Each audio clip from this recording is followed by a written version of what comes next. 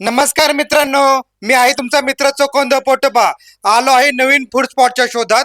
सातारा जिल्ह्यातील नागठाणे या गावच्या सुप्रसिद्ध श्रीराम वडेवाले यांच्याकडे आणि पाहणार आहे त्यांच्या वडापावच्या सिक्रेट मसाल्याची रेसिपी, तेही संपूर्ण मोजमापासह. तर चला पाहूया. आज आपल्यावर आहेत श्रीराम वडेवालेचे मालक प्रल्हाद कुंभार साहेब. नमस्कार साहेब. नमस्कार. तर आपण वडापावचा व्यवसाय करता याला किती वर्ष आले? 1993 पासून आपण चालू केलेला आहे. मग साधारण 35 वर्ष झालेली आहे. 35 वर्ष झाले. व्यवसाय करत असताना तुम्हाला तुमच्या फॅमिली मधनं कोण कोण मदतीला होतं? आमचे मिसेस होते. मिसेसचा मोठा सहकार्याचा वाटा आहे आणि महत्वाचं म्हणजे मसाला वगैरे तेच बनवतात आणि त्याच्यामुळे आमच्या गिरायकांना त्या मसाल्याची चव आणि वड्याची चव एक नंबर मध्ये वाटते. त्यामुळं रोजचे वडापाव कमीत कमी आपले 800-900 वडापाव जातो. आपण वडापावचा जो मसाला बनवणार आहे तर आपल्या कुंभार मावशी बनवणार आहेत ना? हा, ते आमच्या मंडळी बनवणार आहेत.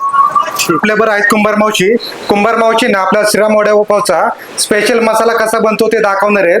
तर काय मित्रांनो, आपल्या प्रेक्षकांना वजन माप समजावं म्हणून 1 किलो मिरचीच्या पट्टीमध्ये ते आपल्याला मसाला कसा बनवायला सांगणार आहेत.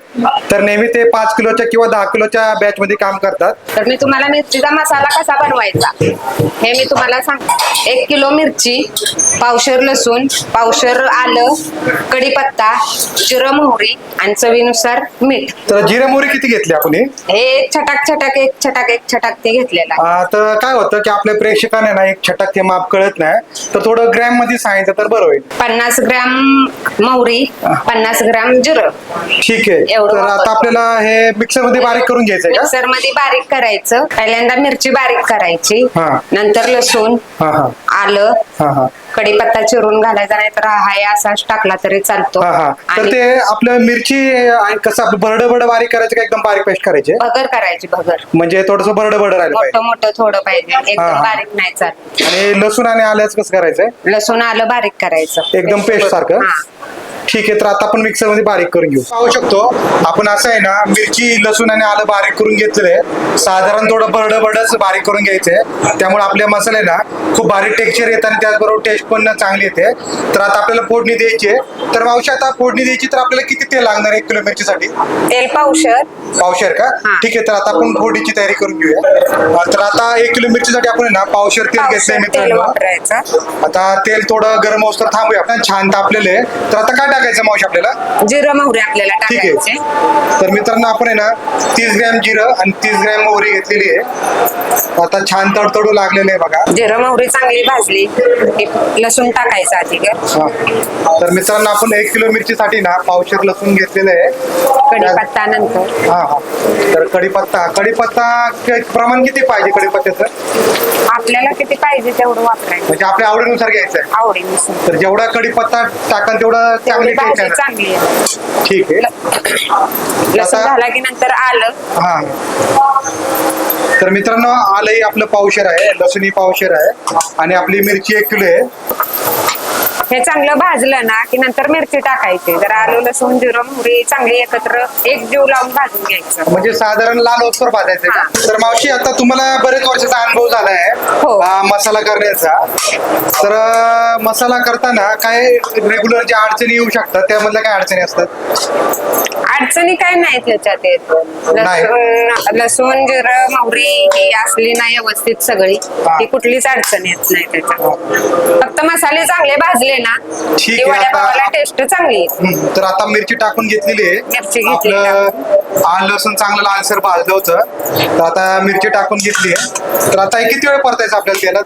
हे चांगलं खरपूस भाजायचं. मीठ अजून टाकायचे. मीठ अजून टाकलेलं आहे. तर हे चांगल्या प्रकारे भाजले ओळखायचं म्हटलं तर कसं ओळखायचं? तेला आपण तेल जे वतलेलं असतं ना ते बाहेर पडतं. मिठाचं पाणी सगळं तेल सुटस तोपर्यंत भाजायचं. आता मीठ टाकणार आहे मी. मीठ टाकल्यानंतर त्याला जरा पाणी सुटतं. ते पाणी आटतं, परत हळद टाकायची. हळद काय तेलात टाकायची नाही. तर हे हळद किती असून सांगा ना? 20 20 ग्रॅम हळद. हा 20 ग्रॅम. ठीक आहे. आणि चवीपुरतं मीठ आहे. हा ठीक आहे. तर आता आता मीठ टाकल्यानंतर किती वेळ भाजायचं आपल्याला? हे तेल बाजूला येत नाही ना तोपर्यंत भाजत राहायचं. म्हणजे असं भरपूर वेळेचं जेवढं- काय नाहीये की वेळ तेल काय नाही. सुटोस्तोवर भाजायचं. तसं काय नाही. मसाले जेवढे तुम्ही हे कराल म्हणजे भाजत ठेवाल हा, ना हा. तेवढे ते चांगले लागतात. 10 मिनिटं लागतात तसे. जास्त असला की जास्त वेळ जातो. आता हे मीठ टाकलंय ना आपण, मीठ टाकल्यानंतर त्याला मिठाचं पाणी हा. होतं मिरचीला त्या. मग मिरचीचं पाणी आटतं. आपण जे तेल टाकलेलं असतं ते बरोबर पाणी आटल्यानंतर नुसतं तेलच बाजूला राहतं त्याच्यात आणि ते पाणी सगळं उतरून जातं. मग भाजीत आपण बटाटा सोलून त्यात कुस्करणार ना, हा. मग ते चवीनुसार लागतं. हे असं का तेल येतं बाजूला, पाणी सगळं आटून जातं. हा. नंतर हे तेल आपण जे पावशर वतलेलं असतं हा. ना ते असं बाहेर येतं तेल. आता हे भाजून झालेलं आहे. म्हणजे आता तेल सुटले तर आपला मसाला रेडी आहे. झालेला आहे. हा. हा आता मसाला झालेला आहे रेडी. आता आपण बटाटे घ्यायचे. हा, तर हा मसाला आपला 1 किलोचा आहे. 1 किलोचा तर आहे. किती किलो बटाट्यासाठी 5 पुरेसे किलो आहे? आपण बटाटे घेणार आता. हा, 1 म्हणजे- किलो खरड्याला हा. 5 किलो बटाटे घ्यायचे. ठीक आहे. तर आता बटाट्यामध्ये मिक्स करूया आपण. हा ठीक. आता बटाटा शिजवून घेतलेला आहे. हा कोणत्या क्वालिटीचा बटाटा आहे? इंदूर बटाटा आहे हा. इंदोर बटाटा आहे का? वडापावसाठी हा स्पेशल असतो ना? हा स्पेशल वडापावासाठी असतो. ठीक आहे. आता हाताच्या साईने आपलं क्रश करायचं का? हा हाताने परत बारीक करून घ्यायचा. हा, हा. नंतर मसाला वगैरे सगळा त्यात टाकायचा, कालवून घेऊन. तर आपण जो हा 1 किलोचा मसाला बनवला आहे मित्रांनो, तर हा बरोबर एक 5 किलोसाठी 5 पुरेसा आहे. किलोच्या बटाट्यासाठी वापरायचा. हा, हा. ठीक आहे. तर आता मावशी आहे ना हाताच्या साहाय्याने बटाटा क्रश करत आहे. तर क्रश करून झालं तर आता परत मीठ वगैरे काय टाकायचंय का आपल्याला? नाही मीठ नाही नाही, टाकायचं. वरून मीठ नाही आपण टाकायचं. आधी गरम मीठ टाकलेलं आहे मसाल्यात. हा, हा. तर त्यामुळे आता परत डायरेक्ट मीठ अख्खा टाकायचं. मसाला टाकायचा आहे आणि त्याचबरोबर खूप सारी कोथिंबीर. आता आपण मसाला त्यात टाकायचा. ठीक आहे.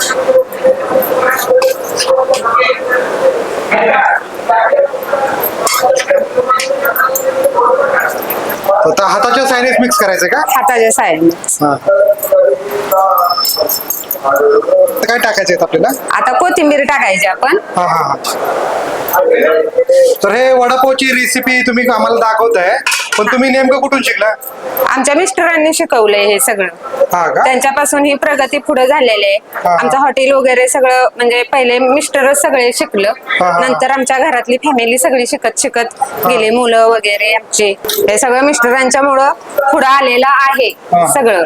मुलीचं लग्न वगैरे त्यांच्या ह्याच्यावर म्हणजे वड्यापावाच्या जीवावरच आपण काही अशी फक्त मदत करतो त्यांना. हा. बाकी सगळं ते करतात हा. मिस्टर. ठीक आहे. तर आता आपला आता मसाला आपण रेडी मसाला झाला. झालेला आहे, भाजी कालवून झालेली आहे सगळी. हा, तर आता म्हणजे आपण ह्याच्या चकल्या आपल्याला बनवणार आता का? चकल्या बनवायच्या आहेत. आपण आता याचे चकल्या करायच्या. हा, हा.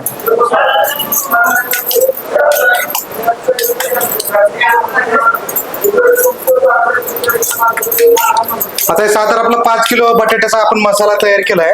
हा. तर ह्याच्यापासून किती वडे तयार होतील? त्याच्यापासून 150 वडा होतो तयार. 150 एक वडा तयार होईल. हा. ठीक आहे. तर मित्रांनो, अशा प्रकारे आता वडापावच्या चकत्या करून घेतले जाते ते. त्यानंतर तळण्यासाठी पुढे काउंटरला जाणार आहेत. तिकडे आता कुंभार साहेबांना आपण भेटूया. वड्यासाठी बेसन लावून घेऊया. ठीक आता आहे. कशा पद्धतीने लावायचं हे तुम्हाला दाखवत आहे. ठीक आहे. आता किती बेसन घेतले आपण हे? आपण हे सरासरी 1.5 किलो बेसन आहे. हा, हा, हा. तर आता हे बेसन मध्ये काय काय टाकायचं आता आपल्याला? बेसन मध्ये आपण मीठ टाकतोय. हा, हा. हे चवीनुसार? चवीनुसार मीठ टाकत आहे. हा. आणि खाण्याचा सोडा 1 चमचभर टाकत आहे. हा, हा. आणि थोडा आपला चवीनुसार टेस्ट लागण्यासाठी ओवा टाकत आहे. हा, हा. आता यामध्ये आपण पाणी टाकत आहे. साधारण किती पाणी टाकायचं आपल्याला? शेजारीने आपण 3 तांबे पाणी, अर्धा लिटर ते 3 म्हणजे सरासरी 1.5 लिटर पाणी टाकत आहे. आता कालवून घेऊया. सर्व मसाला वगैरे मीठ सोडा टाकून तयार झालेला आहे. तर या अशा पद्धतीने असं लावलं पाहिजे. आणि याच्यानंतर आपण वडापावच्या त्या बटाट्याच्या चकल्या त्यात बुडवून आपण तेलामध्ये सोडणार आहोत. तर ते तुम्हाला दाखवत आहे. चकल्या आलेल्या आहेत वडापाव तळण्यासाठी. तर आता तुम्हाला मी दाखवत आहे कसे सोडायचे आहेत वडे. ठीक आहे.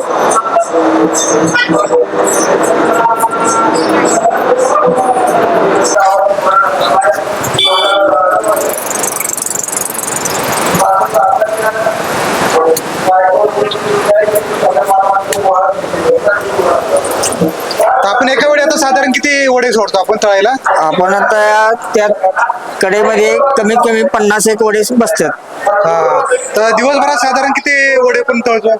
सरासरी आपण 800-900 तळतोय. हा हा. आणि बाजाराच्या दिवशी वगैरे? बाजाराच्या दिवशी आपण कमीत कमी 2,000-1,000 2500 असापर्यंत जातो. हा, म्हणजे बाजाराच्या दिवशी आपला जरा जास्त काम हा, सेल आपला जादा आहे. हा हा. तेलामध्ये सोडलेले आहेत. आता हे पलटी करत आहे.